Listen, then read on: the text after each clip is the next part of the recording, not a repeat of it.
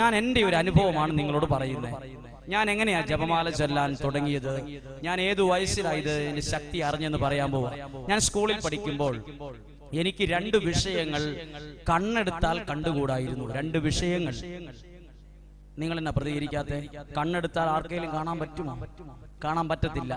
എനിക്ക് 2 വിഷയങ്ങൾ ഇഷ്ടമേ അല്ല, അത് പഠിപ്പിക്കുന്നവരെ പോലും ഇഷ്ടമല്ലായിരുന്നു. ആ വിഷയമാണ് ഇംഗ്ലീഷും കണക്കും. പഠിപ്പിക്കുന്ന അധ്യാപകർ ഇവിടെ ഉണ്ടെങ്കിൽ ദയവ് ചെയ്ത് ക്ഷമിക്കണം.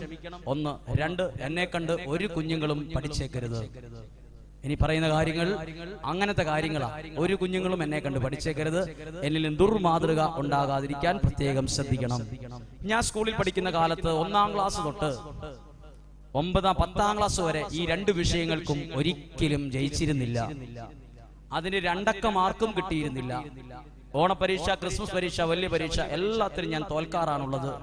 എല്ലാ സ്കൂളിൽ, ഞങ്ങൾ പഠിച്ചുകൊണ്ടിരുന്ന സ്കൂളിൽ ഒരു നിർബന്ധമുണ്ടായിരുന്നു, ഇതിന്റെ ഉത്തരക്കടലാസിൽ ഒപ്പിടേണ്ടത് മാതാപിതാക്കൾ ആരെങ്കിലും ആയിരിക്കണം. ഞാൻ എല്ലാ പേപ്പറും മാതാപിതാക്കളെ കൊണ്ട് തന്നെയാണ് ഒപ്പിടിക്കാറുണ്ടായിരുന്നത്. പക്ഷെ ഇംഗ്ലീഷും കണക്കും എന്ന വിഷയത്തിൽ ഞാൻ തന്നെയായിരുന്നു ഒപ്പിടുന്ന കാര്യത്തിൽ. എൻ്റെ അപ്പനും എൻ്റെ അമ്മയും ഞാൻ തന്നെയായിരുന്നു. അത് ഞാൻ തന്നെയാണ് ഒപ്പിട്ട് കൊടുക്കാറ്. 10-ാം ക്ലാസ് വരെ ദൈവത്തിന്റെ കൃപ കൊണ്ടും പരിശുദ്ധ സിംഹാസനത്തിന്റെ മനോഗുണം കൊണ്ടും ഞാൻ തോറ്റെങ്കിലും ജയിച്ച് ഞാൻ പോന്നു. 10-ാം ക്ലാസ്സിൽ കയറിയപ്പോഴാണ് എന്റെ ഭാഗ്യമില്ലായ്മ കൊണ്ട് ഇംഗ്ലീഷ് എന്ന വിഷയം പ്രസവിച്ചു. കണക്ക് പ്രസവിച്ചിട്ടേ ഇല്ല. ഇംഗ്ലീഷ് പ്രസവിച്ചപ്പോൾ ഉണ്ടായതാണ് ഇംഗ്ലീഷ് സെക്കൻഡ്. 1-ാമത് ഇംഗ്ലീഷ് വയ്യാതിരിക്കുമ്പോഴാണ് അതിനൊരു കുഞ്ഞുണ്ടാകുന്നത്. അതോടുകൂടി എന്റെ കഷ്ടകാലം ആരംഭിച്ചു. അങ്ങനെ ഓണപരീക്ഷയ്ക്ക് തോറ്റു, ക്രിസ്മസ് പരീക്ഷയ്ക്കും തോറ്റു. അതൊക്കെ ഒപ്പിട്ട് ഞാൻ ന്യൂട്രൽ കൈകാര്യം ചെയ്തു. മോഡൽ പരീക്ഷയായി. ആ സമയത്താണ് സ്കൂളിലെ പ്രധാന അധ്യാപകൻ പറയുന്നത്, ഈ സ്കൂളിൽ 10-ാം ക്ലാസ്സിലെ കുട്ടികൾക്കായി മോഡൽ പരീക്ഷ വരാൻ പോവുകയാണ്. മോഡൽ പരീക്ഷ ഇടുമ്പോൾ പേപ്പർ ഉടനെ തന്നെ നോട്ട് വാലുവേഷൻ ചെയ്യുകയും വീട്ടിൽ നിന്ന് ആരെയെങ്കിലും സ്കൂളിൽ സ്റ്റാഫ് റൂമിൽ കൊണ്ടുവന്ന് ആ പേപ്പർ ഒപ്പിടുകയും വേണം. അപ്പോൾ തൊട്ട് ഞാൻ തോക്കും എന്നുള്ളതിനല്ല എന്റെ പേടി, വീട്ടിൽ നിന്ന് ഇപ്പൊ ആരെ കൊണ്ടുവരും, ഒപ്പിടാൻ വേണ്ടി ആരെങ്കിലും കൊണ്ടുവരണമല്ലോ. അങ്ങനെ ഞാൻ ഇതിനെക്കുറിച്ച് ചിന്തിച്ച് പരീക്ഷ എഴുതി. ഞാൻ ദൈവത്തിന്റെ കൃപയാൽ തോറ്റു. മോഡൽ പരീക്ഷയ്ക്ക് 2-നും തോറ്റു. ഞാൻ വളരെ ബുദ്ധിമാനായതുകൊണ്ട് ഞാൻ എൻ്റെ അമ്മയെ വളരെയേറെ തന്ത്രപൂർവ്വം വീട്ടിലെ കാര്യങ്ങളൊക്കെ ചെയ്യാൻ കൂടി സഹായിച്ച് സ്കൂളിൽ ഒപ്പിടാൻ വേണ്ടി 9 മണിക്ക് ഞാൻ വീട്ടിൽ നിന്ന് ഇറങ്ങി. ഞാനും അമ്മയും 9:40 സ്കൂളിന്റെ വരാന്തയിലെത്തി. ഞാനാണ് ആദ്യം ഒപ്പിടാൻ വേണ്ടി ആ സ്കൂളിൽ വന്നത്. 2 മണി വരെ ഒപ്പിടാനുള്ള സമയമാണ് അന്ന്.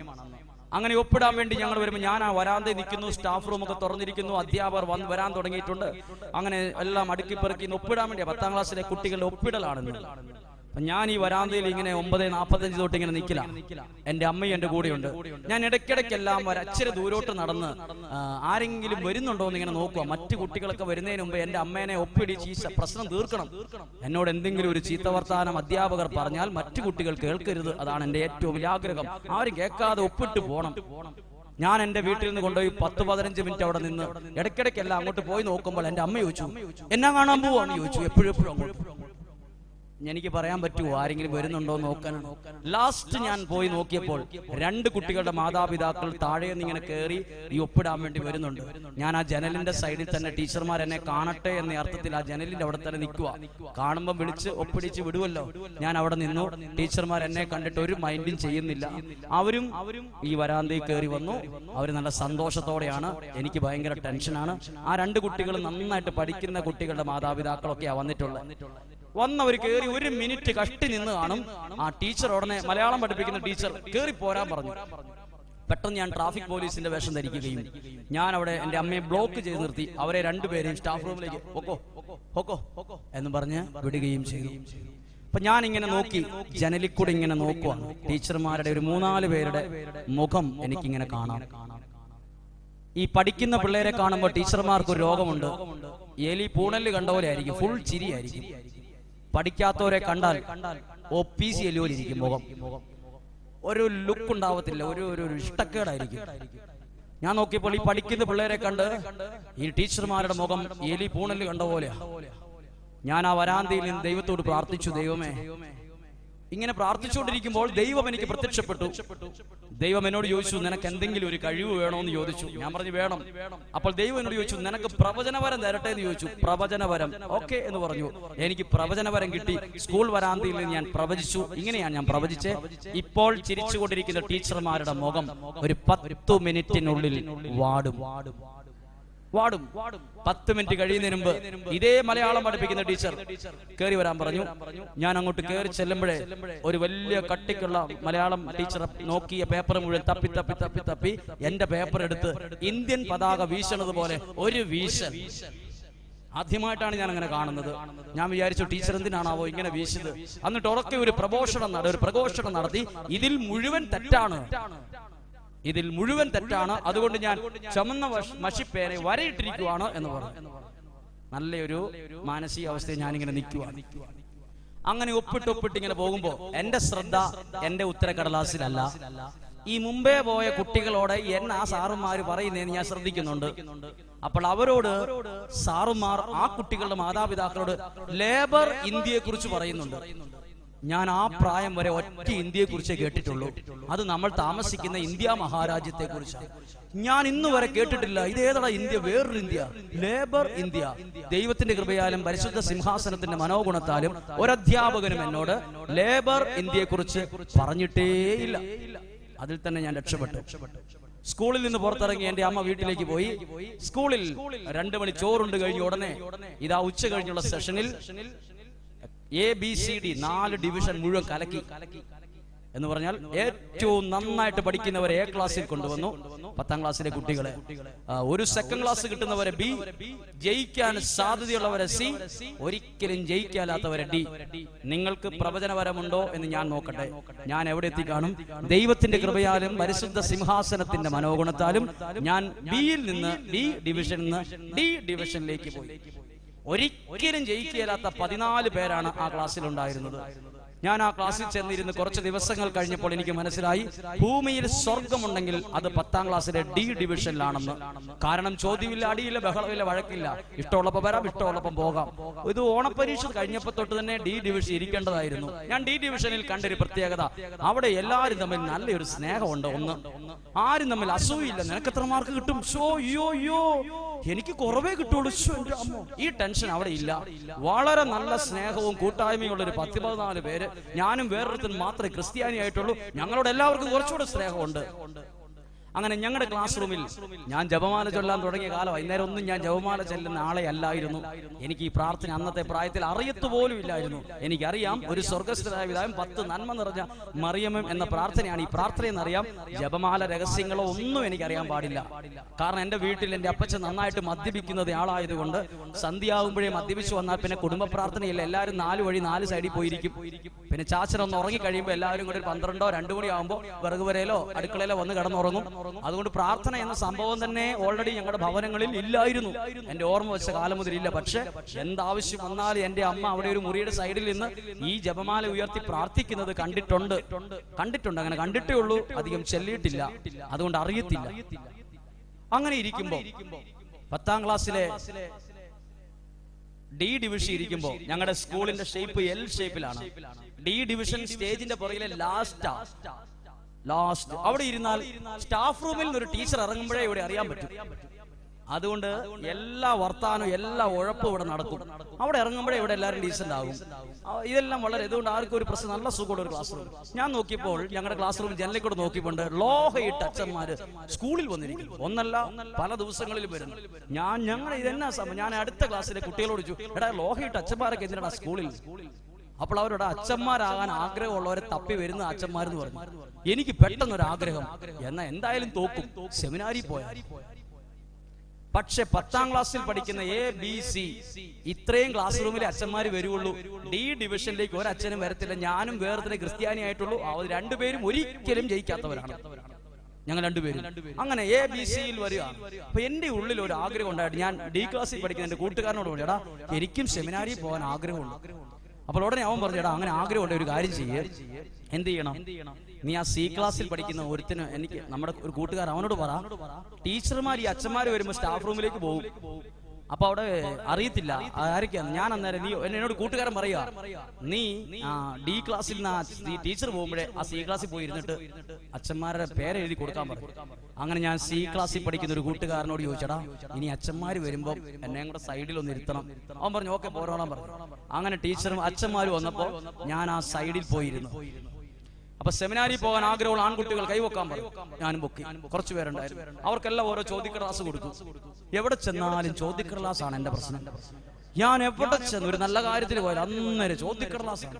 ഞാൻ നോക്കി സെമിനാരിൽ ചേർന്നതിലും ചോദ്യക്കടലാസ് കൊണ്ട് തന്നെ മടുത്തിരിക്കുക. അപ്പൊ ഞാൻ നോക്കി ചോദ്യക്കടലാസ്. അപ്പൊ ഞാൻ എല്ലാ ചോദ്യവും വായിച്ചിട്ടേ ഉത്തരം എഴുതാറുള്ളൂ. ഞാൻ നോക്കിയിട്ട് ഈ ചോദ്യക്കടലാസിനകത്ത് ഒരു ചോദ്യമേ എനിക്ക് ഇഷ്ടപ്പെട്ടുള്ളൂ. ചോദ്യം ഇതാണ്: താങ്കൾക്ക് എത്ര മാർക്ക് കിട്ടുമെന്നാണ് താങ്കൾ പ്രതീക്ഷിക്കുന്നത്? ഞാൻ അടുത്തിരിക്കുന്ന ഒരുത്തുണ്ട്, ഇതെന്നെ സംഭവം എന്താ? എടാ അവൻ എന്നോട് ദേഷ്യത്തോട്, എടാ നിനക്ക് എത്ര മാർക്ക് കിട്ടും, നിനക്ക് കിട്ടും, നീ എഴുതി വെക്കാൻ പറഞ്ഞു. ഞാൻ അന്ന് സത്യസന്ധനും നീതിമാനുമായിരുന്നു. അന്ന് ഞാൻ ഇങ്ങനെ എഴുതി 210 കഷ്ടി ജയിക്കാനുള്ള മാർക്കാണ്. ഞാൻ സത്യസന്ധമായി എഴുതിയതാണ്. താങ്കൾക്ക് എത്ര മാർക്ക് കിട്ടുമെന്ന് താങ്കൾ പ്രതീക്ഷിക്കുന്ന മാർക്കാണ് എഴുതി. അത് തന്നെ ഇച്ചിരി കൂടുതലാണ്. എഴുതി ഈ ഉത്തരക്കടലാസ് കൊടുത്തു. അത് അച്ഛൻ കൊണ്ടുപോയി. ഒരു കുറച്ച് ദിവസം കഴിഞ്ഞപ്പോ ഉണ്ടല്ലോ, പോസ്റ്റ്മാൻ സ്കൂളിൽ വരികയാണ്. ഈ എഴുത്തിനൊക്കെ ഈ അച്ഛന്മാര് മറുപടി, നിങ്ങൾ സെമിനാരിൽ ചേരാൻ ആഗ്രഹിച്ച് സന്തോഷമുണ്ട്, അതാണ് ഇതാണ് അങ്ങനെയാണ് ഇങ്ങനെയാണ്, കുറെ നല്ല വാക്കുകൾ എഴുതി കത്ത്. എനിക്ക് മാത്രം കത്ത് വന്നില്ല.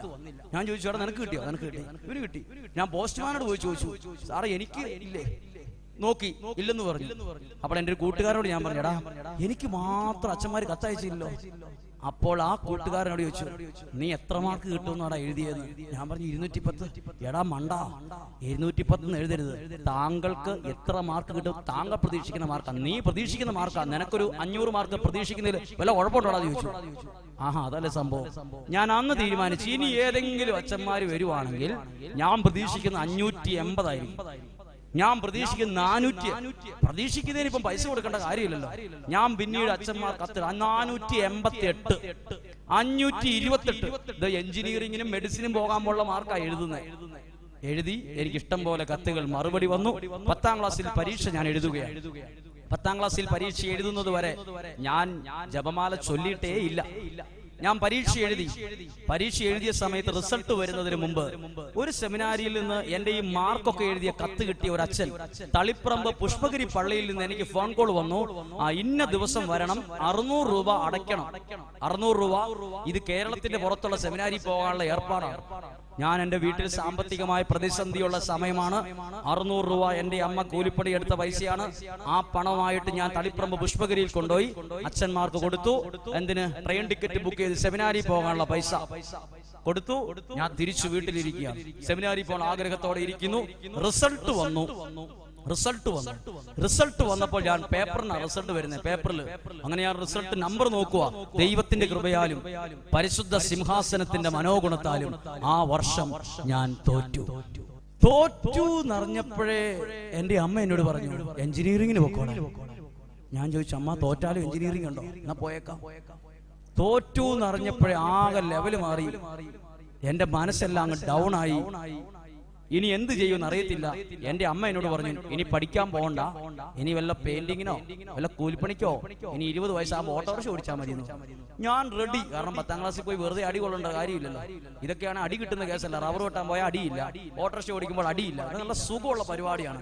ഞാൻ അങ്ങനെ ഇനി പഠിത്തം എന്നേക്കുമായി അവസാനിപ്പിച്ച് ഞാൻ പതുക്കെ ടൗണിലേക്ക് ഇറങ്ങി. അപ്പോഴാണ് എന്റെ മനസ്സ് വേദനിച്ചത്. എന്റെ കൂട്ടുകാർ പലരും സെമിനാരിൽ പോകുന്നു, കോളേജിൽ പോകുന്നു, നല്ല ടിപ്പായിട്ട് നടക്കുന്നു. ഞാൻ വീട്ടിൽ വന്ന് എന്റെ അമ്മയോട് പറഞ്ഞു, എനിക്ക് പാലക്കോളേജിൽ പോയി ഒന്നും കൂടെ പഠിക്കണം. അപ്പോൾ ഉടനെ എന്റെ അമ്മ പറഞ്ഞു, നീ കണ്ട അച്ഛന്മാർക്ക് കൊണ്ട് 10-600 രൂപ കൊടുത്തിട്ടില്ലേ, അത് തിരിച്ചു കിട്ടുവാണെങ്കിൽ 2ാമത് പോയി പഠിച്ചോളാൻ പറഞ്ഞു. അപ്പൊ ഞാൻ എന്റെ വീട്ടിൽ ഫോണില്ല. ഞാൻ അടുത്ത വീട്ടിൽ പോയി ഫോൺ വിളിച്ച് പുഷ്പഗിരിയുള്ള അച്ഛനെ വിളിച്ചിട്ട് ചോദിച്ചു, അച്ഛാ എന്നാ മീറ്റിംഗ്? അച്ഛന് ഡേറ്റ് പറഞ്ഞു. ദൈവത്തിന്റെ കൃപയാൽ എന്നോട് മാർക്ക് ചോദിച്ചില്ല. ഞാൻ ആ മീറ്റിംഗിൽ ഈ തളിപ്പറമ്പ് ബസ് കയറി പുഷ്പഗിരി പള്ളിയുടെ അവിടെ പോയി ഇറങ്ങി നിൽക്കുമ്പോൾ ഒരു 10-38 പേര് അവിടെ ഉണ്ട്. സെമിനാരിൽ ചേരാൻ ആഗ്രഹിച്ച് വന്നിരിക്കുന്നവരാണ് മീറ്റിംഗിന്. എല്ലാവരും വന്നിരിക്കുന്നത് സെമിനാരിയിൽ ചേരാൻ. ഞാൻ മാത്രം ആ മീറ്റിംഗിൽ പോയത് കൊടുത്ത 600 രൂപ തിരിച്ചു മേടിക്കാൻ. എന്റെ മനസ്സ് കടന്ന് ഇങ്ങനെ വിറയ്ക്കുക. ഞാൻ 600 രൂപ രൂപ തിരിച്ചു മേടിക്കാൻ റിഹേഴ്സൽ എടുത്തുകൊണ്ടിരിക്കുക. എങ്ങനെ അച്ഛനോട് പറയും? അന്നത്തെ പ്രായമല്ലേ. അങ്ങനെ ഇരിക്കുമ്പോൾ ഈ പഠിക്കുന്ന പിള്ളേർക്ക് ഒരു രോഗമുണ്ട്. പഠിക്കുന്ന പിള്ളേർ എവിടെ ചെന്നാലും ചോദിക്കും, നിനക്കെത്ര കിട്ടി? നിനക്കെത്ര കിട്ടി? അയ്യോ നിനക്കോ? അയ്യോ. പഠിക്കാത്തവരുടെ പ്രത്യേകത, ആരോടും ചോദിക്കത്തില്ല നിനക്കെത്ര കിട്ടി, ആഹാ നിനക്കെത്ര കിട്ടി, കിട്ടിയോ, അയ്യോ. ആരോടും ചോദിക്കത്തില്ല. കിട്ടിയത് കൊണ്ട് സന്തോഷത്തോടെ ഞാനൊരു മാവിന്റെ സൈഡിൽ നിൽക്കുക. അപ്പൊ ഉണ്ട് പഠിച്ച് ഭയങ്കര മാർക്ക് കിട്ടി. ഒരുത്ത പറഞ്ഞു നിനക്കെത്ര കിട്ടി? ഞാൻ പറഞ്ഞു 550 മാർക്കുണ്ട്, എഞ്ചിനീയറിംഗിന് പോവാന്ന് പറഞ്ഞു. അവൻ അതോടുകൂടി ഓടി. ഞാൻ അച്ഛന്റെ അടുത്ത് ചെന്ന് ഈ 600 രൂപ മേടിച്ച് തളിപ്പറമ്പിലേക്ക് വണ്ടി കയറി ബുക്കുകൾ മേടിച്ച് ഞാൻ തിരിച്ചു വന്ന് രണ്ടാമത് 10ാം ക്ലാസ്സിൽ പഠിക്കുമ്പോഴാണ്. 10ാം ക്ലാസ്സിൽ ഞാൻ പഠിക്കുമ്പോൾ എന്റെ വീട്ടിൽ നിന്ന് 6 കിലോമീറ്റർ നടന്നു വേണം പാരൽ കോളേജിൽ പോകാൻ. 6 കിലോമീറ്റർ തിരിച്ചു നടക്കണം. അതായത് ദിവസവും 12 കിലോമീറ്റർ നടക്കുക ഒരു വർഷം. നടന്നു പോകുമ്പോ അവിടുന്ന് ആരും നടക്കാനില്ല, എല്ലാവരും പാസ്സാ. അന്ന് എന്റെ വീട്ടിൽ KSRTC ബസ്സിൽ എടുക്കുന്ന പാസ് എടുക്കാൻ പോലുള്ള സാമ്പത്തികമായ പ്രതിസന്ധിയിലുള്ള സമയത്താ നടന്നു പോകുമ്പോ എന്റെ മനസ്സിന്റെ ഉള്ളിൽ സെമിനാരി പോകണമെന്ന് ആഗ്രഹമുള്ളതുകൊണ്ട് എന്റെ കഴുത്തിൽ കിടന്ന ഒരു ജപമാല ആരും എന്നോട് പറയാതെ ഞാനത് വീട്ടിൽ നിന്ന് ഇറങ്ങി റോട്ടിൽ ഇറങ്ങുമ്പോഴേ ഞാൻ അതെടുത്ത് ഊരി കൈ പിടിച്ച് ഞാൻ കൊന്ത ചൊല്ലിക്കൊണ്ടാണ് 6 കിലോമീറ്റർ പോകുന്നത്. എന്താ അങ്ങനെ ചെല്ലിയെന്ന് ഇന്നും എനിക്കറിയത്തില്ല. ഞാൻ കണ്ടിന്യൂസ് ആയിട്ട് ചെല്ലിക്കൊണ്ടിരിക്കുക. എത്രയൊന്നും ചെല്ലിക്കൂട്ടിയത് എനിക്ക് അറിയത്തില്ല. കോളേജ് കഴിഞ്ഞ് തിരിച്ചു വീട്ടിലേക്ക് ഞാൻ പ്രാർത്ഥിക്കുന്ന ഒറ്റ നിയോഗമുള്ളൂ, എനിക്ക് രണ്ടാമത് 10ാം ക്ലാസ് ജയിക്കണം, ഒരു സെമിനാരിൽ പോകണം. അങ്ങനെ ഒന്ന് തോറ്റ പിന്നെയാണ് ജീവിതത്തിന്റെ വലിയൊരു പ്രയാസത്തിൽപ്പെട്ടപ്പോഴാ ആരും പറയാതെ ഈ ജപമാല ഞാൻ കൈകളിൽ ആദ്യം എടുത്തത്. ഞാൻ രണ്ടാമത് 10ാം ക്ലാസ്സിൽ പാരക്കോളേജ് ചെല്ലുമ്പോൾ ഇംഗ്ലീഷും കണക്കും അവിടെ തന്നെ ഇരിപ്പുണ്ട്. അത് പഠിപ്പിക്കാനുള്ള അധ്യാപകർ അടിയോടടി, സ്ഥലപ്പേരല്ല, അടിയോടടി, ഈ കൈക്കെട്ടടി ഈ കെട്ടടി. അങ്ങനെ ഞാൻ കുറച്ചു നാളെ പാരക്കോളേജിൽ പോയുള്ളൂ. അടി പേടിച്ച് ഞാൻ വീട്ടിൽ നിന്ന് പോരും, വേറൊരു വീട്ടിൽ താമസിച്ച് സമയാകുമ്പോൾ തിരിച്ചു പോകും. അങ്ങനെ ഈ വിവരം സാറ് വിളിച്ച് വീട്ടിൽ പറഞ്ഞ് അത് വലിയൊരു പ്രശ്നമായി. എന്റെ വീട്ടിൽ നിന്നുള്ളവരെ കോളേജിൽ വിളിപ്പിച്ചിട്ട് സാറ് ദേഷ്യത്തോടെ പറഞ്ഞു, സ്വർഗത്തിലെ ദൈവം രണ്ടാമതും മനുഷ്യനായിട്ട് അവതരിച്ചാലും ഇവൻ ജയിക്കുകയെന്ന് പറഞ്ഞു. തീരുമാനമാക്കി. രണ്ടാമതും ജയിക്കുകയെന്ന് പറഞ്ഞപ്പോ ഞാൻ ഈ പ്രാർത്ഥന കുറെ കൂടി ശക്തിപ്പെടുത്തി പ്രാർത്ഥിക്കാൻ തുടങ്ങുക. പ്രാർത്ഥിക്കുക, വേറെ ഒന്നും പ്രാർത്ഥന എന്താ അങ്ങനെ പ്രാർത്ഥിച്ചെന്ന് ഇന്നും എനിക്കറിയത്തില്ല. ഞാൻ രണ്ടാമത് പ്രാർത്ഥിച്ച് രണ്ടാമത്തെ പരീക്ഷ ഞാൻ എഴുതുന്നത് ഈ ജപമാല പ്രാർത്ഥിച്ചിട്ടാണ്. ഒന്നാമത്തെ പരീക്ഷ ഞാൻ എഴുതിയത് ഇത് കഴുത്തേലുണ്ടെന്നേ ഉള്ളൂ, പ്രാർത്ഥിച്ചിട്ടേ ഇല്ല, ഇതെനിക്ക് അറിയത്തുമില്ല, എന്തൊക്കെയോ എനിക്കറിയാം. രണ്ടാമത്തെ പ്രാർത്ഥന, രണ്ടാമത്തെ പരീക്ഷ, 2ാം വർഷം പഠിച്ചത് മുഴുവൻ ഇത് പ്രാർത്ഥിച്ചിട്ടാ. എന്നാ ഒരു കാര്യം പറയട്ടെ, ഇത് ഈ ജപമാല ചൊല്ലി പ്രാർത്ഥിക്കാൻ തുടങ്ങിയ പിന്നെയാ എനിക്ക് ഒരു സ്റ്റെപ്പെങ്കിലും വിജയിക്കാൻ കഴിഞ്ഞത്. ഇന്ന് ഈ അൾത്താരയിൽ നിൽക്കാനുള്ള യോഗ്യത പോലും അന്നത്തെ പ്രാർത്ഥനയുടെ ബലമാണ്. പറഞ്ഞു ഹല്ലേലൂയ. അങ്ങനെ രണ്ടാമത് എനിക്കൊരു ആഗ്രഹം ഉണ്ടായി, അത് പറയട്ടെ. എനിക്കൊരാഗ്രഹം ഉണ്ടായിരുന്നു, ഇംഗ്ലീഷ് എന്ന വിഷയം നൂലുകൊണ്ടൊന്ന് കെട്ടണമെന്നൊരാഗ്രഹം. ഞാൻ എത്ര എഴുതിയാലും ഈ പേപ്പർ 2 എണ്ണം ആക്കാൻ പറ്റിയില്ല. ഒരു സൈഡ് മാത്രമേ ആവത്തുള്ളൂ. ഞാൻ അടുത്തിരിക്കുന്നവരുടെ പേപ്പർ നോക്കുമ്പോൾ അവർ കുരുകുരുരാന്ന് എഴുത്താ. എന്താവോ എഴുതുന്നത് എനിക്ക് പിടുത്തം കിട്ടുന്നില്ല.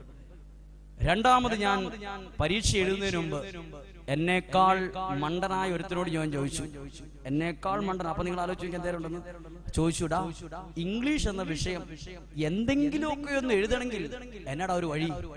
അവൻ പറഞ്ഞൊരു വഴിയുണ്ടെന്ന് പറഞ്ഞു. അവനേക്കാൾ മണ്ടനായ ഒരു തിരുമണ്ടൻ.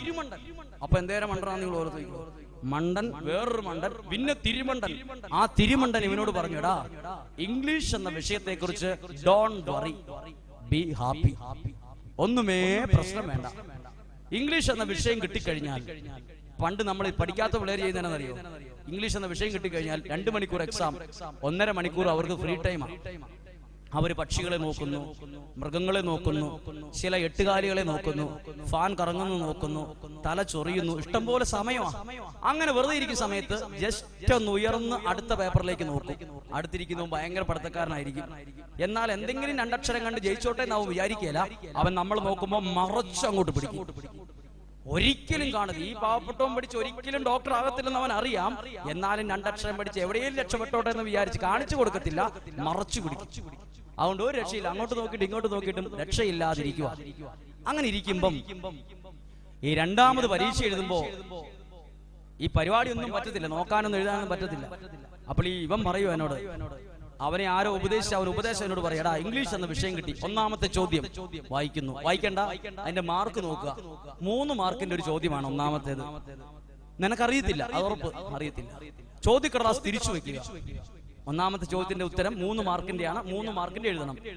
നീ അവസാനത്തെ 2 ചോദ്യങ്ങൾ, ചോദ്യക്കടലാസിന്റെ ഏറ്റവും ലാസ്റ്റ് ഉള്ള 2 ചോദ്യങ്ങൾ ഈ ഒന്നാമത്തെ ചോദ്യത്തിന്റെ ഉത്തരമാണെന്ന് നീ വിശ്വസിക്കണം. മനസ്സിലായോ? എന്നോട് വലിയൊരു ഇംഗ്ലീഷിനെ കുറിച്ച് നീ ഒരു ടെൻഷനും വേണ്ട. ഒന്നാമത്തെ ചോദ്യം വായിക്കുക, 3 മാർക്കിന്റെ ഒരു ചോദ്യമാണത്. ചോദ്യക്കടലാസ് തിരിച്ചു വെക്കുന്നു, 2 ചോദ്യങ്ങൾ അവസാനത്തെ അത് നല്ല വൃത്തിയായി എഴുതുന്നു. ഞാൻ ചോദിച്ചു, 5 മാർക്കിന്റെ എസ്സേ ആണ്, എന്നാ ചെയ്യേണ്ടത്? അവൻ പറഞ്ഞു, ഒരു പകുതിക്ക് തൊട്ട് താഴോട്ട് പിടിക്കുക. ഇപ്പൊ 2ാമത്തെ എസ്സേക്ക് എന്നാ ചെയ്യൂടാ? ആ ചോദ്യക്കടലാസ് തിരിച്ചു വെച്ചിട്ട് താഴേന്ന് മുകളിലേക്ക് അടുത്ത എസ്സേയോട് എസ്സേ. ഞാൻ കൈ കൊടുത്തിട്ട് പറഞ്ഞു, കൺഗ്രാജുലേഷൻ, ഈ ഐഡിയ ആദ്യം തന്നെ പറയുവാണ്, ഞാൻ എവിടെയെങ്കിലും നല്ല നിലക്ക് എത്തിയേനെ. എനിക്ക് ഭയങ്കര ഒരു സന്തോഷം. ഇംഗ്ലീഷ് എഴുതി ഞാൻ ഒരു എഴുത്തെഴുതും. 2ാമത്തെ പരീക്ഷ എഴുതാൻ പോകുമ്പോ എന്തൊക്കെയോ കുറച്ച് ഞാൻ വായിച്ചിട്ട് പഠിച്ചിട്ടുണ്ട്. എന്റെ ഉള്ള അറിവിൽ ജയിക്കാനുള്ള ഒന്നും എനിക്കറിയത്തില്ല. പക്ഷെ ഇവൻ എന്നോട് പറഞ്ഞതുണ്ട്, ചോദ്യം ഒന്നും വായിക്കരുത്, മാർക്ക് നോക്കോ എഴുതുക, മാർക്ക് നോക്കോ എഴുതുക. എനിക്കതുകൊണ്ട് നല്ലൊരു സ്പിരിറ്റ്, നല്ലൊരു പവറായിരുന്നു. ഞാൻ നല്ല സന്തോഷത്തോടെ ക്ലാസ് റൂമിലേക്ക് കയറി ഇരുന്നു. ഇംഗ്ലീഷ് എന്ന ചോദ്യ ക്ലാസ് കിട്ടി. അവൻ എന്നോട് പറഞ്ഞ ഐഡിയ പ്രകാരം 1ാമത്തെ ചോദ്യം ഞാൻ വായിച്ചു പോലും നോക്കിയില്ല, മാർക്ക് നോക്കി, തലേ ചോദ്യം തിരിച്ച് നല്ല വൃത്തിയായി എഴുതാൻ തുടങ്ങി. അങ്ങനെ എഴുതിക്കൊണ്ടിരിക്കുമ്പോൾ അസൂയ മൊത്ത പഠിക്കുന്ന കുട്ടികൾ എന്റെ നോക്കി കോപ്പി അടിക്കാൻ നോക്കുക. ഈ പിള്ളേർക്ക് ഞാൻ എന്റെ ഈ എഴുത്ത് കണ്ടിട്ട് അവർക്ക് തോന്നി ഞാൻ വലിയ നിലയിൽ എത്തുന്നു. അവൻ എന്നെ നോക്കി എഴുതാൻ നോക്കുക, എന്റെ നോക്കി. അപ്പൊ ഞാൻ മറച്ചു പിടിച്ചു. ഇനി എന്റെ നോക്കി എഴുതിയിട്ട് അവൻ നല്ല നിലയിൽ എത്തേണ്ട സാധ്യത ഇല്ലാത്തത് കൊണ്ട് ഞാനത് മറച്ചു പിടിച്ചു. ഞാനും മറച്ചു പിടിച്ചു. അവർക്ക് മാത്രമല്ലല്ലോ മറച്ചു പിടിക്കാനുള്ള അധികാരമുള്ളത്, നമ്മളും മറച്ചു വെച്ചു. എഴുതി. എന്നിട്ട് ഒരു 3-4 പേപ്പർ എഴുതിയിട്ട് എനിക്ക് മിച്ചം ഇനി എഴുതാനുണ്ട്. എല്ലാത്തിനും ഇഷ്ടം പോലെ എഴുതിയിട്ട് സാറിനോട് പറഞ്ഞു, എനിക്കൊരു പ്രത്യേകതയുണ്ട്. എന്നെ അറിയുന്ന സാറുമാര്, ഞാൻ പരീക്ഷ ഫീസ് കൊടുക്കുന്ന ആളാണേലും ഈ അവസാനം നൂലിട്ട് പോകുന്ന ഒരു പതിവുണ്ട്. എന്താ? നൂല്. എന്നെ മാത്രം, എന്റെ മുഖം സാറുമാര് കാണുമ്പോൾ നൂല് ഇങ്ങനെ വെച്ചിട്ട് നൂല് തിരിച്ചിടും. 10 പൈസ വിലയില്ലാത്ത നൂല് എനിക്ക് തരികയല്ല. പിന്നെ 10ാം ക്ലാസ്സിന്റെ ലാസ്റ്റ് പരീക്ഷയ്ക്ക് ഞാൻ ഇനി എന്തായാലും പരീക്ഷ എഴുതി നല്ല ഭാവിയൊന്നും ഇല്ലാത്ത ഞാൻ ലാസ്റ്റ് എഴുതുമല്ലേ, എന്തായാലും സാറോട് നൂല് വെക്കാൻ പറഞ്ഞു. നൂല് വെച്ച് കെട്ടി ഞാൻ തന്നെ ഒന്ന് പിടിച്ചു നോക്കി. ഒരു നല്ല കനത്തിൽ എഴുതി. എഴുതാൻ പറ്റിയുള്ള സന്തോഷത്തിൽ പേപ്പർ സമർപ്പിച്ച് ഞാൻ ചോദ്യക്കടലാസൊക്കെ, എനിക്ക് ഭയങ്കര ഒരു റാങ്ക് കിട്ടിയ ഒരു സന്തോഷമായിരുന്നു. ഒരെണ്ണം ശരിയില്ല കേട്ടോ, ഫുൾ ചോദ്യമാണ്, ചോദ്യത്തിന് ചോദ്യമാണ് ഉത്തരം. ഞാൻ അങ്ങനെ വീട്ടിലേക്ക് പോകുമ്പോൾ എനിക്കൊരു പതിവുണ്ടായിരുന്നു. ഞാൻ ഈ ചോദ്യക്കടലാസൊക്കെ വായിച്ചുകൊണ്ടാണ് പോകുന്നത്. അറിയാവുന്ന പോലെ വായിച്ച് ഞാൻ എന്റെ വീട്ടിലേക്ക് ഇങ്ങനെ പോയപ്പോ പെട്ടെന്ന് ഞാൻ നിന്നു. എനിക്ക് ഇച്ചിരി അറിയാവുന്ന ഉത്തരമുള്ള ഒരു ചോദ്യം വന്നിട്ടുണ്ടായിരുന്നു.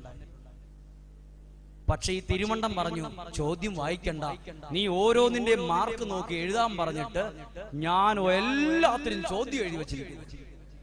ഒരിക്കലും ജയിക്കത്തില്ല. ഞാൻ ആ ചോദ്യക്കടലാസ് കൊണ്ട് ചുരുട്ടിപ്പറിച്ച് വീട്ടിലിരുത്തി. വീട്ടിൽ കൊണ്ട് ഞാനിങ്ങനെ ടെൻഷൻ അടിച്ച് റിസൾട്ടിന് വേണ്ടി കാത്തിരിക്കുക. ഒരിക്കലും ജയിക്കത്തില്ല, ഒരിക്കലും എന്ന് പറഞ്ഞാൽ ഒരു കാരണവശാലും. എന്നാൽ എനിക്ക് ജയിക്കണമെന്ന് ഭയങ്കര ആഗ്രഹമുണ്ട്. ഞാൻ കുറെ പ്രാർത്ഥിക്കുകയും ചെയ്തതാ. അപ്പൊ ഞാൻ വീണ്ടും പ്രാർത്ഥിക്കാൻ തുടങ്ങി. വിദ്യാഭ്യാസ മന്ത്രിക്ക് വേണ്ടി ഞാൻ പ്രാർത്ഥിച്ചു. വിദ്യാഭ്യാസ മന്ത്രിക്ക് വേണ്ടി ഒരു കുട്ടികളും പ്രാർത്ഥിച്ചിട്ടില്ല ഇന്ന് വരെ. ഞാൻ പ്രാർത്ഥിച്ചത് ഇങ്ങനെയാണ്, ദൈവമേ ഈ വർഷം മോഡറേഷൻ ഗാനം ഉണ്ടായി എന്തെങ്കിലും എഴുതിയവർക്ക് കാമാർക്ക് അരമാർക്ക് കൊടുക്കുന്ന ഒരു പതിവ് ഉണ്ടാകണേ ദൈവമേ. അങ്ങനെ ഒരു പതിവ് പണ്ടുണ്ടായിരുന്നു. എന്തെങ്കിലും എഴുതിയവർക്ക് ഒരു കാമാർക്കൊക്കെ കൊടുത്ത് ജയിപ്പിക്കും, കുറെ പേരൊക്കെ ജയിപ്പിക്കും. എന്തായാലും ഞാൻ ദൈവമേ മോഡറേഷൻ കിട്ടണേ. ആ വർഷം മോഡറേഷനൊക്കെ വന്ന് എന്തെങ്കിലും എഴുതിയവർക്ക് കാമാർക്കും അരമാർക്കും കൊടുക്കണമെന്നൊക്കെ എന്നോട് കൂട്ടുകാർ പറയും. എടാ സംഭവം മോഡറേഷൻ ഉണ്ട്. ഞാൻ ഉടനെ ചുരുട്ടിപ്പറിച്ച ചോദ്യക്കടലാസ് എടുത്ത് നോക്കി. എല്ലാ ചോദ്യത്തിനും ഉത്തരം എഴുതി. എനിക്ക് എല്ലാത്തിനും മാർക്ക് കിട്ടിയാൽ തന്നെ മിക്കവാറും എഞ്ചിനീയറിംഗിന് കണ്ട് പോകേണ്ട ഗതികേട് വരാൻ സാധ്യതയുണ്ട്. എല്ലാത്തിനും മാർക്ക് കിട്ടിയാൽ തന്നെ എനിക്ക് ഭയങ്കര മാർക്കായിരിക്കും. അതുകൊണ്ട് ഞാൻ ദൈവത്തോട് പറഞ്ഞു, അത്രയും മാർക്കൊന്നും വേണ്ട കർത്താവേ, കുറച്ചോ ഇച്ചിരി മതി, കഷ്ടി മതി, കൂടുതലേ വേണ്ട. എന്തായാലും 2ാമത്തെ പരീക്ഷ എഴുതി, റിസൾട്ട് വന്നു. 2ാമതും തോക്കണമെന്നാ പലരുടെ അഭിപ്രായം. നിന്റെ മുഖത്ത് നോക്കിയിട്ട് എനിക്ക് തോന്നുന്നു. ദൈവത്തിന്റെ കൃപയാലും പരിശുദ്ധ സിംഹാസനത്തിന്റെ മനോഗുണത്താലും 2ാമത് കഷ്ടി ഞാൻ ജയിച്ചു, സമാധാനമായി. അങ്ങനെ 2ാമത് ജയിച്ച് ഞാൻ വേദപാഠം പഠിക്കുന്ന ദേവാലയം, എന്റെ ഇടവക പള്ളിയിൽ അച്ഛന്മാര് വരുന്നുണ്ട് ഇങ്ങനെ പിള്ളേരെ സെമിനാരി ചേർക്കാൻ. ഞാനും എഴുതി കൊടുത്തിട്ട് എവിടുന്ന് മറുപടി വരാത്തോട്ട് ഞാൻ വീട്ടിൽ വന്ന് പറഞ്ഞു, അമ്മ ആരും സെമിനാരി എന്നെ എടുക്കുന്നില്ല. അപ്പൊ എന്റെ അമ്മ എവിടുന്നോ പഠിച്ചിട്ട് പറയുക, 1 തോറ്റ് 2ാമത് കഷ്ടി ജയിച്ചവരെ എവിടെ എടുക്കുകയാണ്. അതെനിക്കൊരു പുതിയ അറിവായിരുന്നു. ഒന്ന് തോറ്റ് രണ്ടാമത് കഷ്ടി ജയിച്ചവരെ സെമിനാർ, അത് ശരി, ഏറെക്കുറെ ശരിയാണ്. എന്റെ വീട്ടിൽ 7 അച്ഛന്മാർ വന്നിട്ടുണ്ടായിരുന്നു. 7 വ്യത്യസ്ത സഭകളിൽ നിന്ന് എവിടുന്നൊക്കെ അച്ഛന്മാർ വന്നിട്ടുണ്ടായിരുന്നു. ഞാൻ കൊടുത്ത പേരനുസരിച്ചാ വരുന്നേ. എന്നെ ഇച്ചിരി വെളുത്തിരിക്കുന്നതുകൊണ്ട് വലിയ ബുദ്ധിയാണെന്ന് ഈ അച്ഛന്മാർ വിശ്വസിക്കും ചിലപ്പോൾ ആദ്യം കാണുമ്പോൾ. അപ്പോൾ എന്റെ വീട്ടിൽ വരുന്ന പാടെ എന്റെ അമ്മ പറയും, ചായയും ബിസ്ക്കറ്റും ഒക്കെ കൊടുത്തിട്ട് പറയും, ഒന്ന് തോറ്റത് അച്ഛോ, രണ്ടാമത് കഷ്ടി ജയിച്ചിട്ടേ ഉള്ളൂ. അപ്പൊ തന്നെ നല്ല ഗ്ലാമറുള്ള അച്ഛന്മാരാണേലും ഒപ്പീസിയിലോലിരിക്കും മുഖം. അങ്ങനെ 7 അച്ഛന്മാർ വന്നിട്ട് എന്നെ എടുക്കാതെ പോയി. 8ാമതൊരു അച്ഛൻ എന്റെ വീട്ടിൽ 2ാമത്തെ കുർബാന കഴിഞ്ഞ് തിരിച്ചു വരുമെന്നുള്ള വാർത്ത ഞാൻ വീട്ടിൽ ചെന്ന് പറഞ്ഞു, അമ്മ പാലൊഴിച്ച് ചായ വേണം, അത് വേണം, ഇത് വേണം, അച്ഛന്മാർ വരും, അച്ഛൻ വരും, അതുകൊണ്ട് അമ്മ ദേവി ഇത് ചുപ്പരഹോ, ഏത് രണ്ടാമത് തോറ്റൂന്ന് പറയരുത്. അമ്മ അതിനെക്കുറിച്ച് ഒന്നുമേ പറയരുത്. ഞാൻ അങ്ങനെ കർശനമായി താക്കീത് കൊടുത്ത് ഞാൻ അങ്ങനെയൊക്കെ പറഞ്ഞ് അച്ഛനെ കൂട്ടിക്കൊണ്ട് ഞാൻ എന്റെ വീട്ടിൽ കൊണ്ടുവന്ന് വീട്ടിലിരുത്തി. അച്ഛൻ ഇങ്ങനെ സംസാരിച്ച് ദൈവത്തിന്റെ കൃപ കൊണ്ട് അച്ഛൻ മാർക്ക് ചോദിക്കുന്നേ ഇല്ല. നല്ല സന്തോഷത്തോടെ ഇങ്ങനെ വർത്താനം പറഞ്ഞ് ചായ കുടിക്കുന്നു, റസ്ക് കഴിക്കുന്നു, മിച്ചർ കഴിക്കുന്നു, കേക്ക് കഴിക്കുന്നു. അച്ഛൻ ഭയങ്കര സന്തോഷത്തിലാണ്. അപ്പോൾ അച്ഛൻ ചായ കുടിച്ച ഗ്ലാസ് എന്റെ കയ്യിലോട്ട് ആ മേശപ്പുറത്തേക്ക് വെക്കാൻ പറഞ്ഞു. ഞാൻ ഈ ഗ്ലാസ് മേടിച്ച് ആ മേശപ്പുറത്തേക്ക് വെക്കാൻ തിരിയലും അമ്മ ആ ഗ്യാപ്പിൽ പറയുകയും, ഒന്ന് തോറ്റതാച്ചു. അതാ 8ാമത്തെ അച്ഛന്റെ മുഖവും അതുപോലെ ഇരിക്കുന്നു. ഞാൻ അന്നേരം ഓർത്തായിരുന്നു, അമ്മയുടെ കാൽ ഒരു ചവിട്ട് കൊടുക്കണമെന്ന് എനിക്കൊരു ആഗ്രഹം ഉണ്ടായിരുന്നു. രണ്ടാമത് തോറ്റു എന്ന് പറയരുന്ന് പറഞ്ഞതാ. ഈ അച്ഛൻ ചായയും കുടിച്ച് എന്നോട് പറഞ്ഞു, എന്നാ എന്നെ ആ പള്ളിമുറി വരെ ഒന്ന് കൊണ്ടുവിടണമെന്ന് പറഞ്ഞു. ഞാനും അച്ഛന്റെ മുമ്പിൽ നടന്ന് പള്ളിമുറിയിലെത്തി. പള്ളിയിലോട്ട് കയറിയിട്ട് അച്ഛൻ എനിക്കൊരു ടാറ്റ തന്നു. എന്നിട്ട് ഞാൻ അന്നേരം അച്ഛനോട് ചോദിച്ചു, അച്ഛോ എന്നെ സെമിനാരിയിൽ എടുത്തോന്ന്. അപ്പോൾ അച്ഛൻ പറഞ്ഞു, പറയാറായിട്ടില്ല എന്ന് പറഞ്ഞു. ഞാൻ ചോദിച്ചു, ഉള്ള ചായയും ഉള്ള ബിസ്ക്കറ്റും ഉള്ള കേക്കും കഴിച്ചിട്ട് പറയാറായിട്ടില്ല അച്ഛോ എന്നെനിക്ക് പറയണമെന്ന് ആഗ്രഹം ഉണ്ടായിരുന്നു. അന്നത്തെ ധൈര്യത്തിന് അതെനിക്ക് പറയാൻ ഞാൻ വളരെ എളിമയോട് ചോദിച്ചു, എപ്പോഴാ അച്ഛ പറയുക? അപ്പോഴാണ് ഒരു വാർത്ത അച്ഛൻ പറയുന്നത്, ഇവിടെ 2 അൽത്താരപാലന്മാരുണ്ട്, നമുക്ക് പ്രാർത്ഥിക്കാം, സമാധാനം നമ്മോടുകൂടെ എന്ന് പറയുന്ന ഒരു പേരാണ് അൽത്താരപാലന്മാർ. ഈ അച്ഛന്മാർക്ക് പണ്ടേ പ്രിയം അൽത്താരപാലന്മാരോടാണ്. ഞാൻ ഇന്നുവരെ അൽത്താരപാലൻ ആയിട്ടില്ല. ഞാൻ എവിടെയോ നിന്ന് പള്ളിയിൽ കൂടി സാധാരണ പോകുന്ന ആയതുകൊണ്ട് ഈ അച്ഛന് പ്രിയം ഇവരെയാണ്. അതുകൊണ്ട് എന്നോട് പറഞ്ഞു, ഇന്ന 2 കുട്ടികൾ പേര് തന്നിട്ടുണ്ട്, അവര് വരുന്നില്ലെങ്കിൽ നിന്നെ എടുക്കാന്ന് പറഞ്ഞു. എന്റെ പ്രാർത്ഥന ഞാൻ പെട്ടെന്ന് മാറ്റി അവർ 2 പേരും വരാതിരിക്കാനുള്ള പ്രാർത്ഥന ഞാൻ പ്രാർത്ഥിക്കാൻ തുടങ്ങി. ദൈവമേ, എന്റേതല്ലാത്ത മറ്റ് 2 ദൈവവിളികളും വേറെ എങ്ങോട്ടേലും തിരിച്ചുവിടും. എന്നെ കട്ടിച്ചെടുക്കാൻ തീരുമാനമെടുത്ത ഒരച്ഛനുണ്ട്, അതുകൊണ്ട് എന്നെ രക്ഷിക്കണം. എന്തായാലും എന്നെ ആ സെമിനാരിയിൽ എടുക്കാൻ തീരുമാനിച്ചപ്പോൾ എനിക്ക് ഭയങ്കര സന്തോഷമായി. ഞാൻ വിചാരിച്ചു സെമിനാരിയിൽ സുഖമായിരിക്കും എന്നാണ് ഞാൻ വിചാരിച്ചത്. സെമിനാരിയിൽ ചെന്ന് ഭക്ഷണമുണ്ട്, എല്ലാം ഉണ്ട്. പക്ഷേ ഇംഗ്ലീഷ് എന്ന വിഷയം 2ാമത് പ്രസവിച്ച് 8 കുഞ്ഞുങ്ങളാ ഉണ്ടായേ. ആദ്യം 10ാം ക്ലാസ്സിൽ പഠിക്കുമ്പോൾ 1 പ്രസവിച്ചുള്ള ഒരു കൊച്ചേ ഉണ്ടായുള്ളൂ. 2ാമത് അങ്ങ് പ്രസവിച്ചിട്ട് 8:30 തൊട്ട് 4 മണി വരെ ഇംഗ്ലീഷ്. ദൈവത്തിന്റെ കൃപയാൽ കണക്ക് ഇല്ല, ഇംഗ്ലീഷ് തന്നെ. എന്നോട് അച്ഛൻ ഇച്ചിരി പൊക്കക്കറവുള്ള ആളായതുകൊണ്ട് എന്നോട് പറഞ്ഞു, മുന്നിൽ ഇരുന്നോളാൻ പറഞ്ഞു. 1ാം ക്ലാസ് തൊട്ട് എനിക്ക് ഭാഗ്യമില്ലാതെ പോയൊരു കാര്യമാണ് മുന്നിലിരിക്കാൻ. വളരെ സന്തോഷത്തോടെ ഞാൻ മുന്നിലിരുന്നു. അച്ഛനെ മുന്നിൽ ഇരുത്തില്ലോ. ഒരാഴ്ച കഴിഞ്ഞപ്പോൾ അച്ഛൻ എഴുന്നേക്കടോ പോയിരിക്കടോ പുറകെന്ന് പറഞ്ഞു. അങ്ങനെ പെട്ടെന്ന് എനിക്ക് സ്ഥാനക്കയറ്റം കിട്ടി. ഏറ്റവും പുറകിലെത്തിപ്പെട്ടു.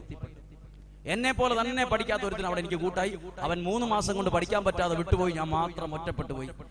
അങ്ങനെ പരീക്ഷയിൽ അവിടെയും തോക്കാൻ തുടങ്ങിയപ്പോൾ അച്ഛൻ പറഞ്ഞു, തോക്കുന്നവരാണെങ്കിൽ മുന്നോട്ട് പോകാൻ ബുദ്ധിമുട്ടാണ്. എന്റെ വീട്ടിൽ വിളിച്ചു പറഞ്ഞു, ആകെ പ്രശ്നമായി. ഞാൻ അങ്ങനെ കള്ളത്തരത്തിൽ ഒരു കത്തെഴുതി, വീട്ടിലേക്ക് ഒരു കത്തെഴുതി, അമ്മ, നമ്മൾ വിചാരിക്കുന്ന പോലെ ഒന്നുമല്ല സെമിനാരി, ഭക്ഷണം ഉണ്ടെന്നേ ഉള്ളൂ, ഇംഗ്ലീഷ് കാരണം മടുത്തിരിക്കുക, അതുകൊണ്ട് ഞാൻ വേറെ എന്തെങ്കിലും പഠിച്ചോളാം. കള്ളത്തരത്തിൽ അച്ഛനെ കാണിക്കാതെ ഞാൻ ഒരു കത്തെഴുതി പോസ്റ്റ് ഓഫീസിൽ കൊണ്ടിട്ടു. തിരിച്ചു വന്നപ്പോൾ അതിന്റെ മറുപടി റെക്ടറേറ്റിന്റെ കയ്യിലാണ് കിട്ടിയത്.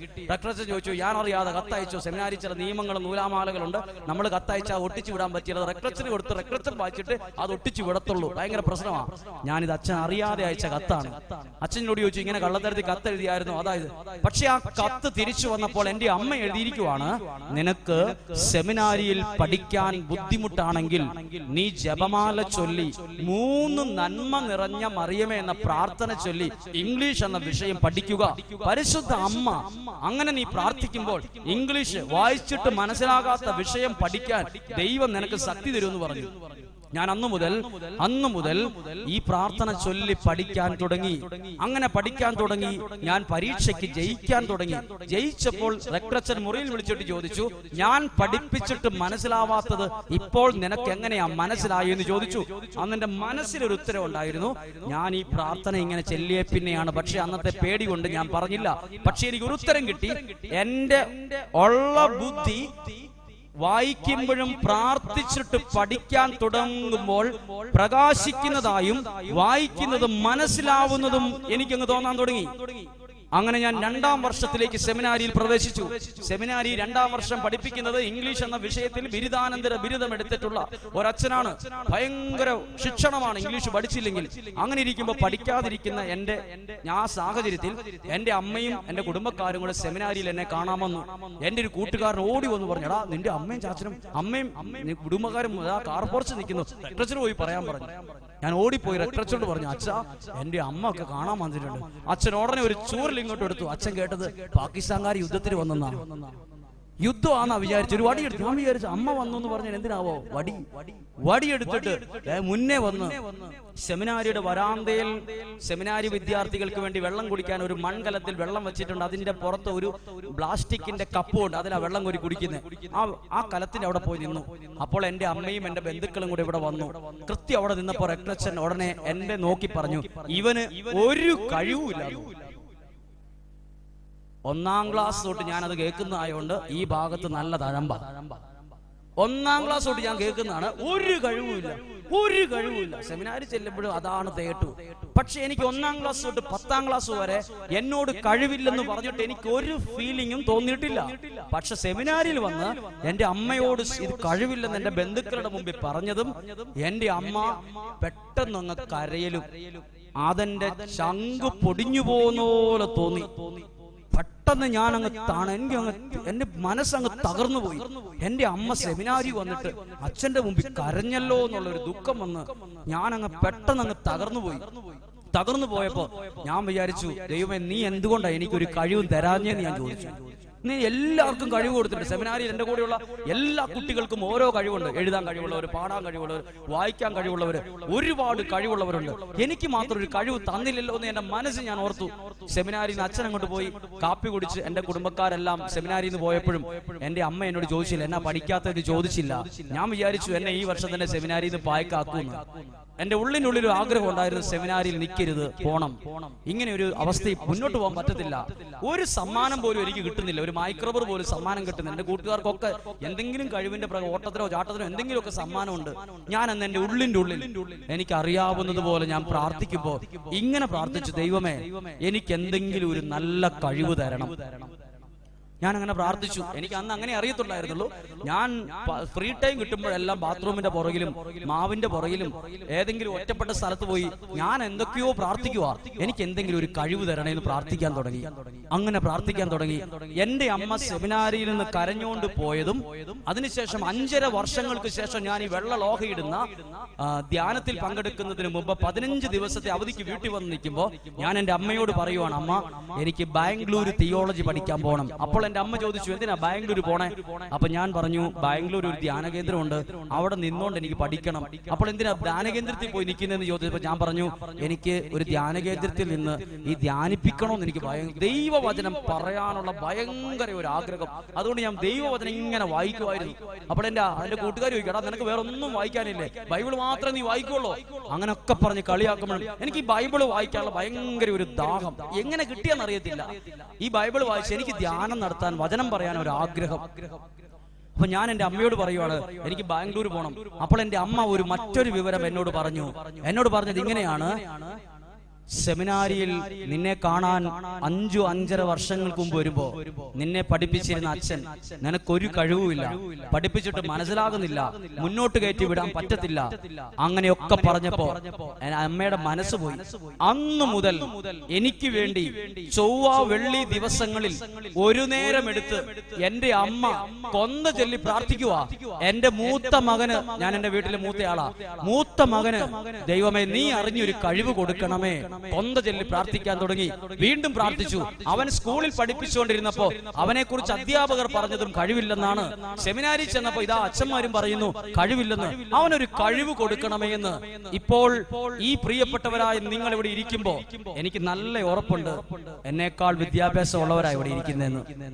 എനിക്ക് നല്ല ഉറപ്പുണ്ട്. ഞാൻ ദൈവവചനം പറയുമ്പോൾ എനിക്കറിയാം ഇവിടെ ഇരിക്കുന്ന അച്ഛനും ഇവിടെ ഇരിക്കുന്ന വൈദികർക്കും ഇവിടെയുള്ളവർക്കൊക്കെ എന്നേക്കാൾ എഡ്യൂക്കേഷൻ ക്വാളിറ്റിയും കഴിവുള്ളവരാണെന്ന്.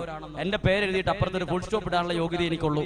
പേരെഴുതിയിട്ട് ഫുൾ സ്റ്റോപ്പ്, അവിടെ MHD PhD PG degree doctorate ഒന്നും ഇടാനില്ല. അതിന്റെ പുറകുവശത്ത് ഇടാനില്ല, മുൻവശത്ത് ഇടാനൊന്നുമില്ല. എന്നേക്കാൾ നല്ല പഠിപ്പുള്ളവരും ഇംഗ്ലീഷ് ജ്ഞാനമുള്ളവരും ഇവിടെ ഇരിപ്പുണ്ടെന്ന് എനിക്കറിയാം. നിങ്ങളുടെ മുമ്പിൽ നിൽക്കാൻ മാത്രമുള്ള യോഗ്യതയൊന്നും എനിക്കില്ല. അൾത്താരയിൽ നമുക്ക് പ്രാർത്ഥിക്കാം, സമാധാനം എന്ന് പറയുന്നത് അൾത്താര ബാലൻ പോലും ആകാം. എനിക്ക് എങ്ങനെയായി കഴിവ് കിട്ടുന്നത്? ആ കഴിവ് കിട്ടാനുള്ള ഒരു അടിസ്ഥാന യോഗ്യത എപ്പോഴൊക്കെയോ ഞാൻ അറിഞ്ഞോ അറിയാതെയോ ചൊല്ലിക്കൂട്ടിയ ഈ പ്രാർത്ഥനയുടെ ബലമാണ് നിങ്ങളിപ്പോൾ ദൈവവചനം പ്രഘോഷിക്കുന്ന ഒരു കഴിവായി നിങ്ങൾ കാണുന്നത്. എന്റെ കൂട്ടത്തിൽ സെമിനാരിയിൽ പഠിച്ച 19 പേരും എന്നേക്കാൾ കഴിവുള്ളവരായിരുന്നു. എന്റെ കൂട്ടുകാർ തന്നെ എന്നോട് പറയുമായിരുന്നു, എടാ നീ സെമിനാരിയിൽ നിന്ന് പോ, നിനക്ക് ഒരു കഴിവില്ല, നീ പോടാ, വേറെന്തെങ്കിലും ഹോട്ടൽ മാനേജ്മെന്റ് പഠിക്ക്, നീ വേറെന്തെങ്കിലും വയറിങ്ങോ പ്ലംബിങ്ങോ പഠിക്ക്, നീ പോ. അന്നേരം എന്റെ ഉള്ളിൽ ആഗ്രഹം സെമിനാറിൽ നിൽക്കണം. ആഗ്രഹം ഉള്ളപ്പോൾ ഒരു കഴിവുമില്ലാത്ത എനിക്ക് എന്തെങ്കിലും ഒരു കഴിവിലേക്ക് എന്നെ ദൈവം എത്തിച്ചത് ആരുടെയും സ്വാധീനം കൊണ്ടല്ല, എന്റെ പുസ്തകം വായിച്ചുള്ള അറിവ് കൊണ്ടല്ല, ഈ പ്രാർത്ഥന കൊണ്ട് മാത്രമാണ്. പറഞ്ഞേ ഹല്ലേലൂയ, ഉറക്കെ പറഞ്ഞേ ഹല്ലേലൂയ. അതുകൊണ്ട് ഞാൻ അനുഭവിച്ചൊരു കാര്യം പറയാം. എന്റെ ബന്ധുക്കൾ വരെ ഞാൻ വൈദികനായതിനു ശേഷം പോലും എന്റെ സ്വന്തക്കാരുടെ കല്യാണത്തിന് പോലും വിളിക്കത്തില്ലായിരുന്നു. കല്യാണത്തിന് വിളിക്കത്തില്ല. എന്റെ കുടുംബക്കാർ പോലും കല്യാണത്തിന് വിളിക്കുമ്പോൾ പരിചയക്കാരായ അച്ഛന്മാരെ കൊണ്ട് പ്രസംഗം പറയിപ്പിക്കും, കുർബാന ചെല്ലിക്കും. കാരണം അവനറിയാം ഞാൻ 10ാം ക്ലാസ്സിൽ തോറ്റ ഒരുത്തരാ സെമിനാരിൽ പോയി അച്ഛനായ. അവന് പ്രസംഗം പറയാനോ അറിയത്തില്ല, പാടാനോ അറിയത്തില്ല. നിങ്ങൾക്കറിയാമോ, ഞാനൊരു പാട്ടുകാരനല്ലെങ്കിലും എനിക്ക് ഇത്രയെങ്കിലും ഒക്കെ കുർബാനയ്ക്ക് പാടാൻ കഴിയുന്നതും ഈ ശബ്ദം എനിക്ക് കിട്ടിയതും ഇപ്പോൾ മൈക്കിലൂടെ ദൈവവചനം പറയാൻ കഴിയുന്നതും എന്റെ കഴിവല്ല. എന്റെ കഴിവ് എനിക്ക് ദൈവം പ്രാർത്ഥനയിലൂടെ തന്ന, അതും ജപമാലയിലൂടെ പ്രാർത്ഥിച്ചു കിട്ടിയ ഒരു കഴിവാണ്. നിങ്ങൾ കണ്ടതും കേട്ടതും അതിന് ഞാൻ പൂർണ്ണമായും ദൈവത്തെ മഹത്വപ്പെടുത്തുന്നു. പറഞ്ഞേ ഹല്ലേലൂയ. അതുകൊണ്ട് ഞാൻ പുസ്തകം വായിച്ച ഒരു അറിവല്ല പറഞ്ഞേ. ഈ പ്രാർത്ഥന ഏതു വ്യക്തിയെയും കഴിവുള്ളവനാക്കും, കഴിവുള്ളവളാക്കും. ഈ പ്രാർത്ഥന മുടങ്ങരുത്. ഈ പ്രാർത്ഥന അറിയാവുന്നതുപോലെ നടക്കുമ്പോഴും എടുക്കുമ്പോഴും ഒക്കെ നമ്മുടെ ഉള്ളിന്റെ ഉള്ളിൽ മതി. ഇതെല്ലാവരെയും കാണിക്കാൻ വേണ്ടി ജപമാലയും പെറുക്കി ഇങ്ങനെ ചെല്ലുന്ന എനിക്ക് ഇഷ്ടമല്ല. ഞാൻ അങ്ങനെ ചെല്ലാറില്ല. എല്ലാവരെയും കാണിക്കും. ഞാനൊരു ഭക്തനായിട്ട് എനിക്ക് അഭിനയിക്കാൻ ഇഷ്ടമല്ല. ഞാൻ അങ്ങനെ ചെയ്യാറില്ല. ഞാൻ അങ്ങനെ ചെയ്യാറില്ലാത്തതുകൊണ്ട് ചെയ്യരുതെന്നല്ല. പ്രിയപ്പെട്ട, ഞാൻ എന്റെ ഉള്ളിന്റെ ഉള്ളിൽ പ്രാർത്ഥിക്കും. പരിശുദ്ധ അമ്മേ, ഒരു 10 നന്മ നിറഞ്ഞ മറിയുമ്പോൾ ചെല്ലി ഞാൻ കാഴ്ചവെക്കും. ആ പ്രാർത്ഥന, ഈ ജപമാല പ്രാർത്ഥന എന്റെ ജീവിതത്തിന്റെ സ്ഥിതി മാറ്റിയത്. പറഞ്ഞേ ഹല്ലേലൂയ, അവർക്ക് പറഞ്ഞേ ഹല്ലേലൂയ. ജപമാല പ്രാർത്ഥനയ്ക്ക് ശക്തിയുണ്ട്. ഒരു കാര്യം കൂടെ പറയട്ടെ. ഞാൻ വൈദികനായതിനു ശേഷം എന്റെ കൂടെയുള്ള ഒരു അച്ഛൻ പറഞ്ഞു, ഒരു പള്ളിയിൽ ഞാൻ ധ്യാനം എടുത്തിട്ടുണ്ട്, വരണമെന്ന്. ഞാൻ ആദ്യം എടുത്ത വായിലെ പറഞ്ഞു, ആ വരാ അച്ഛാന്ന് പറഞ്ഞു. ഞാൻ പിന്നീട് അറിഞ്ഞ് എന്നെ കണക്ക് പഠിപ്പിച്ച ടീച്ചർ ആ ഇടവകയിലാണ്. ഞാൻ പറഞ്ഞു, അച്ചോ ഞാൻ വരാന്ന് പറഞ്ഞല്ലോ, ഞാൻ വരികയല്ല. ഞാൻ പറഞ്ഞു വരികയല്ല. അച്ഛൻ പറഞ്ഞു, ഞാൻ പറഞ്ഞു എന്നെ കണക്ക് പഠിപ്പിച്ച ടീച്ചറായ ഇടവകയിലാണ് അച്ഛൻ, ഞാൻ വരാൻ ശരിയാവത്തില്ല. എനിക്ക് ആ ടീച്ചറുടെ മുഖത്ത് നോക്കും, എനിക്ക് പ്രസംഗം ശരിയാവത്തില്ല. ആ ടീച്ചറാണെങ്കിൽ അടിയോടടി, അതിനിപ്പോഴും എന്റെ മനസ്സിൽ കിടക്കുക. അതുകൊണ്ട് ഞാൻ പറഞ്ഞു, വേറെ ഏതെങ്കിലും അച്ഛൻ. അപ്പൊ എന്നോട് അച്ഛൻ പറഞ്ഞു, നീ വന്നാ മതി, പ്രസംഗം ഒന്നും വരണം, നീ കുർബാന ചൊല്ലി തന്നാ മതി എന്ന് പറഞ്ഞു. ഒന്നിരാടൻ 4 ദിവസത്തെ ധ്യാനം, കുർബാന. കുർബാന ചെല്ലുമ്പോൾ കണ്ണടച്ചോണ്ട് ചെല്ലിയാ പോരെ, ടീച്ചർ ഉണ്ടെങ്കിൽ ഇല്ലെങ്കിലും നമുക്ക് പ്രശ്നമില്ലല്ലോ. കുർബാന ചെല്ലാൻ ഒരു ദിവസം കുർബാന ചൊല്ലി. ഞാൻ അങ്ങനെ അത് മാത്രം ചെയ്തു. 2ാമത്തെ ദിവസം അച്ഛൻ കുർബാന ചൊല്ലി. ഞാൻ സൈഡിൽ നിന്ന് അച്ഛൻ ആ കുർബാന കുപ്പായിട്ട് കുർബാന കഴിഞ്ഞ് ഇറങ്ങിപ്പോയപ്പോൾ എന്റെ കയ്യെ പിടിച്ച് പറയാം, ഒരു അരമണിക്കൂർ അങ്ങ് പ്രസംഗിച്ചോളാൻ. ഞാൻ അച്ഛന്റെ പുറകെ പോയി ചോദിച്ചു, അച്ഛൻ ഞാൻ ഒരുങ്ങിയിട്ടില്ല, ഞാൻ എന്നാ പറയണ്ടേ, ഒന്ന് പറ, എനിക്ക് അർജന്റ് ആയിട്ടുണ്ട്. എന്നെ നിർബന്ധിച്ച് അച്ഛൻ അൾത്താരെ കയറ്റി ഒരു വാക്ക് എനിക്ക് പറയാൻ ഒരു കടലാസ് കഷ്ണം പോലും എന്റെ അടുത്തില്ല. ഞാൻ ആദ്യം നോക്കിയത് സ്ത്രീകളുടെ വശത്തേക്ക്. കണക്ക് പഠിച്ച ടീച്ചർ എവിടെ? ഒറ്റ നോട്ടത്തിൽ ആ ടീച്ചറുടെ മുഖമില്ല. എനിക്കൊരു ആശ്വാസമായി. ഞാൻ 10-20 മിനിറ്റ് വചനമൊക്കെ പറഞ്ഞു, പ്രാർത്ഥിച്ചു. അച്ഛനുടനെ അടുത്ത് പാട്ട് പഠിപ്പിച്ച് കയറി ഞാൻ ഇറങ്ങി പള്ളിമുറിയിൽ വികാരിച്ചിനോട്ട് വർത്താനം ഇങ്ങനെ പറഞ്ഞുകൊണ്ടിരിക്കുമ്പോണ്ട് കണക്ക് പഠിപ്പിച്ച ടീച്ചർ ആൾക്കാരുടെ ഇടയിൽ കൂടെ വേഗം എൻ്റെ അടുത്തേക്ക് വരുന്നു. ഞാൻ പെട്ടെന്ന് കൈ പുറകെ കെട്ടി. ഇന്നാൾ അടിയോടടിയായിരുന്നു. ഇനിയും പിടിച്ച് അടിച്ചാലോ എന്ന് പേടിച്ച് ഞാൻ കൈ പുറകെ കെട്ടി ഇങ്ങനെ നിൽക്കുകയാണ്. ടീച്ചർ ഇവിടെ ഉണ്ടായിരുന്നു എന്ന് ഞാൻ ചോദിച്ചു. ഉണ്ടായിരുന്നു. ഞാൻ നിന്റെ പ്രസംഗമൊക്കെ കേട്ടു എന്നുകൊണ്ട് എൻ്റെ മുഖത്തേക്ക് നോക്കിയിട്ട് എൻ്റെ 2 കൈയും പിടിച്ച് പേടിച്ച് ഞാൻ പുറകെ കെട്ടിയിരിക്കുക 2 കൈയും. ടീച്ചർ ഇതിങ്ങനെ ബലമായി പിടിച്ച് ടീച്ചർ അത് ഏകദേശം ഈ പൊസിഷനിൽ ടീച്ചറുടെ മുഖത്തേക്ക് കൊണ്ടുവച്ചു. എന്തായാലും ഇങ്ങനെ കൊണ്ടേ വെച്ച് കുറച്ചു നേരം ബലമായി പിടിച്ചു. ഞാനിങ്ങനെ മനസ്സിൽ ഈ ടീച്ചർ എന്തിനാ എന്നെ അടിച്ച കയ്യിൽ ടീച്ചർ എന്തിനാ ഉമ്മ വച്ചത്? ഞാൻ ടീച്ചർ കുറച്ച് കൈയെടുത്ത് ടീച്ചറിനോട് ചോദിച്ചു, എങ്ങനെയാ നീ ഇങ്ങനെ ആയെന്ന് എന്നോട് ചോദിച്ചു. ടീച്ചർക്കറിയാം എന്നെ പൂർണ്ണമായിട്ടറിയാം. അങ്ങനെ ഞാൻ ആ ടീച്ചറോട് പറയാം, ടീച്ചറെ പ്രാർത്ഥിച്ച് ദൈവം തന്നൊരു അനുഗ്രഹം. ആ ടീച്ചർ എന്നോട് എന്നെ അത്ഭുതപ്പെടുത്തിയത് എന്നെ അടിച്ച കയ്യിൽ ടീച്ചർ ഒരു ഉമ്മ തന്നു. അപ്പൊ ടീച്ചർ പറഞ്ഞു, നമ്മുടെ ക്ലാസ്സിൽ നീ ഓർക്കുന്നുണ്ടോ ഇന്ന കുട്ടീനെ? ഞാൻ പേര് പറഞ്ഞപ്പോ ഓർത്തു. അന്ന് ടീച്ചർ ഈ കണക്ക് പിടിച്ചു ടീച്ചർ പറയുക, നിന്റെ ക്ലാസ്സിൽ പഠിച്ചുകൊണ്ടിരുന്ന ഈ കുട്ടിയെ നീ ഓർക്കുന്നുണ്ടോ? അവൻ ഏറ്റവും മിടുക്കനായിരുന്നു, നല്ല കൈയക്ഷരം ഉണ്ടായിരുന്നു. ഇന്ന കുട്ടിയുടെ നീ ഓർക്കുന്നുണ്ടോ? ഞാൻ പറഞ്ഞു ഓർക്കുന്നുണ്ട്. അവനിപ്പോ എവിടെയാ ടീച്ചർ എന്ന് ചോദിച്ചു പറയാണ്, അവൻ ഒരു ജോലിയും കിട്ടിയില്ല, അവൻ വീട്ടിലെ റബ്ബർ വെട്ടി നിൽക്കുവാന്ന് പറഞ്ഞപ്പോ ഞാൻ ഏറ്റവും പുറകിൽ കിടന്ന് എന്നെ ഇവിടെ എത്തിച്ചു. അന്ന് ഏറ്റവും മുമ്പിലുണ്ടായിരുന്ന ഒരാള് സാധാരണ പോലെ ഒരു കഴിവില്ലാത്തവനെ വീട്ടിൽ നിൽക്കുന്നു. ഒരു മനുഷ്യനെ ഉയർത്തുന്നത് മാർക്കല്ല, കഴിവല്ല, എഡ്യൂക്കേഷൻ അല്ല, ഉയർത്തുന്നത് ദൈവത്തിന്റെ അനുഗ്രഹമാണ്, പരിശുദ്ധ അമ്മയുടെ സാന്നിധ്യമാണ്.